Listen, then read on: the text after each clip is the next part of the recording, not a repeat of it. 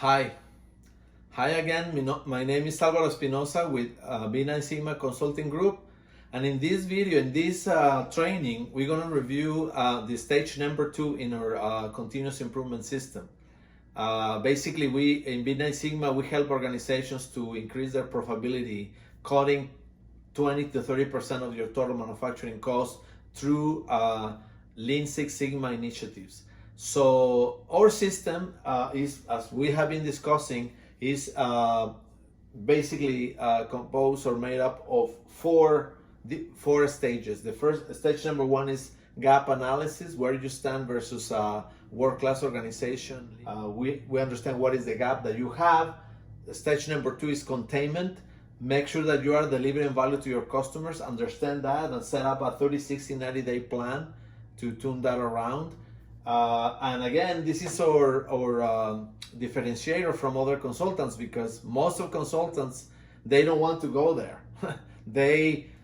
Ironically, they want to be around that because that's too much exposure to too much pressure for them. In B9 Sigma, we believe that it doesn't matter. We need to bring value, and we want to be part of this process where we know internally where you are internally, and then externally we want to see how your customers perceives you, and if you are actually delivering value to them, right? We're gonna review the steps to do that, but you cannot claim to be a continuous improvement culture if you are not putting the customer in the center of your activity. So that's very important for us. So the third stage is to establish Kaizen or disruptive events, things that will really change the way you are working. And then the fourth stage is to establish those very focused and very close execution in your production floor. Those four stages are our system, and let's discuss now the stage number 2, which is containment. So the first thing in containment is to also for internally identify what is going to be the scope of our project. Establish what clients, normally from maximum 3 to 5. We will never advise 5 actually, so it's going to be more like 3 to 4 clients that you want to focus your activity and understand which ones are the few that will give you the most improvement. So basically, you're going to use the Pareto Law. There is a template for this to understand, based in revenue, based on DPPMs, based in even accidents or recordables, what areas of your plant or your factory or your business needs more attention. Once you define the scope of that, then the next step is understand what is the business model that those specific customers have, or you agree in an agreement. You have a manufacturing service agreement. So if it's built to order, if it's built to stock, built to forecast, what is the turnaround time that you commit to them maybe, and what are the flexibility agreements or inventory agreements or assurance of supply, whatever it is, you need to understand what those clients needs from you, and you actually agree to deliver. The third part is more like intangible, is more like subjective, but and sometimes it's very subjective. The best clients are the ones that they actually define both. They define the financial, the key business indicators, but also they define the operational indicators, the key process indicators. So if the organizations are driven by quality, then they will be looking for the DPPMs or PPMs. If it's driven by inventory, they're going to be looking for stock levels or BMI programs, agility programs. I mean, depending on what is the culture and let's say the basis of the business, then you need to understand what are the most valuable, what brings more value to the customer. And sometimes with these 3 stages, then the companies, they say, we are delivering, we are trying to improve the on-time delivery when in reality the customer is claiming because our inventory numbers are not there. So, and we are penalized for that. So you need to, once you understand this, sometimes you find that you don't even have an agreement. So you need fixing that, and doing a good negotiation will fix the perception in your customer. So very important to follow this process to this point. Then the fourth one is to go to the floor and try to understand if you are aligned to deliver to this customer. Example, very typical example is some customers are driven by quality, and some of them are asking for 1.2, 1.22 CPKs, and you don't have the equipment that can deliver that, or you don't have the correct measurement system to do that. So you need to align that. Either you negotiate with your customer to open those limits, or you need to bring investment to align that. So how we do that? You do a heat map,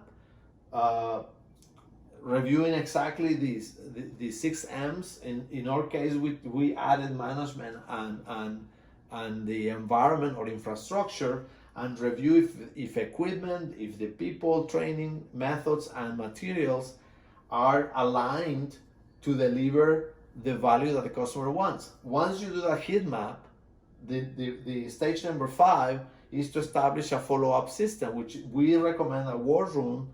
Sometimes it's closed, sometimes it's open war room. You can actually do it by the production lines, because there you're gonna have your value stream mapping, future state, you're gonna have your roadmap of Kaizen.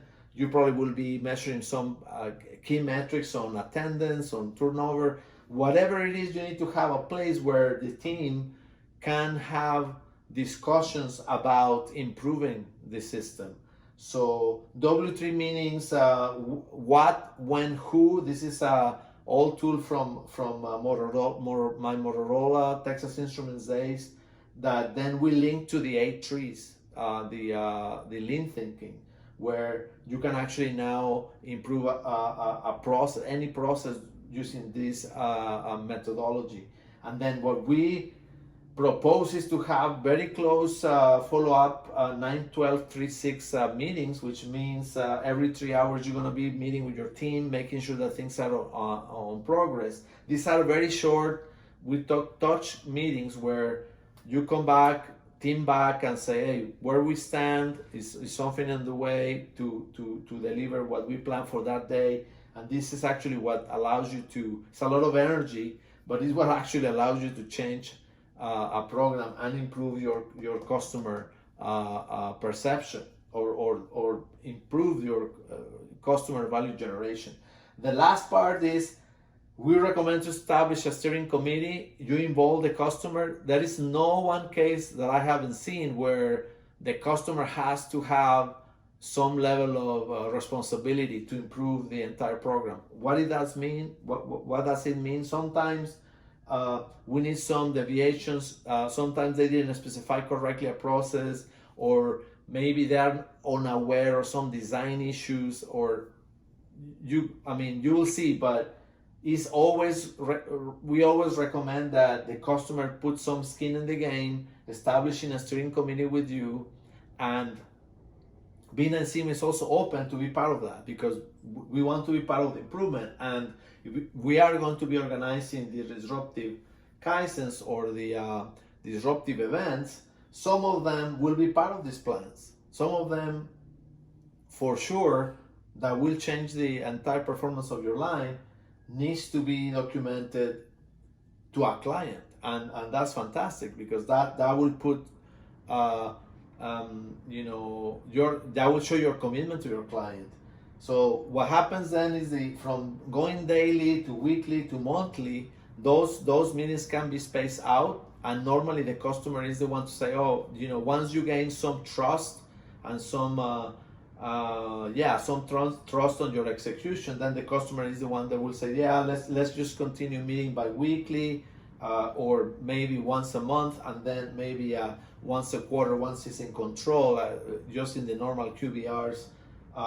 So that's what we propose to be our system. And The last element is that you need to make sure that once you define these three first steps, which are more related to understand the business, then you establish what we call a template or some sort of communication report where you're gonna tell the customer that things are improving. Could be this commit reply delivered, could be a shipping plan, could be a on process improvement, in process inspection report, whatever it is, what is touchy or generates value for them. You need to put that report into place, and then in part of the steering committee, you're going to be reviewing that commit process. So we believe that will improve the communication, that will improve your commit process, and that will help us to also establish a plan forward.